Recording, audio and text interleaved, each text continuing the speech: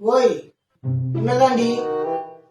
நான் செய்யறதெல்லாம் தப்பு, நீ செய்யறதெல்லாம் சரி, அப்படிதானே? ஆமா, நீ என்னைக்கு எது சொல்லி சரியா இருந்திருக்கு? புதுசா கேள்வி வர கேக்குற.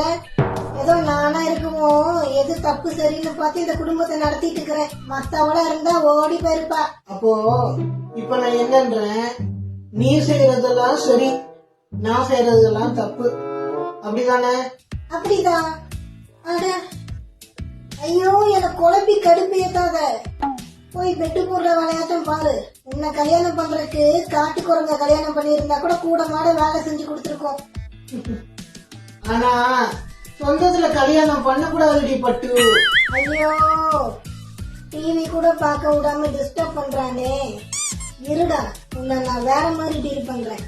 அடியே, கோவப்படாம தண்ணி கொண்டு வாடி. இந்த தண்ணி சீக்கிரம் குடி. சாரிடி, என் மேலதான் தப்பு. சும்மா விளையாட்டுக்கு தான் பண்ணேன், சீரியஸ் ஆக்கி எடுத்துக்காத. சரி சரி, அத குடிக்காத. குடு, நான் உனக்கு ஆரஞ்சு ஜூஸ் போட்டு கொண்டு வரேன். அதெல்லாம் ஒண்ணு வேணாம், தண்ணியே குடிச்சுக்கிறேன். டேய் வேணாண்டா, குடுடா. ஏய், இப்ப என்ன உனக்கு? நான் சொல்றேன் எனக்கு தண்ணியே போதும்னு. டேய் பண்ணாட, அதுல விஷம் கலக்கிட்டா, சொன்னா புரிஞ்சுக்கோ.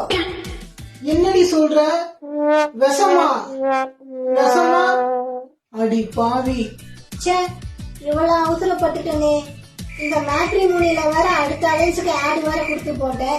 இவனை டெலிட் பண்ணிட்டு டேட்டிங்க்கு போலான்னா டார்கெட் தப்பிச்சுட்டே இருக்கேன்.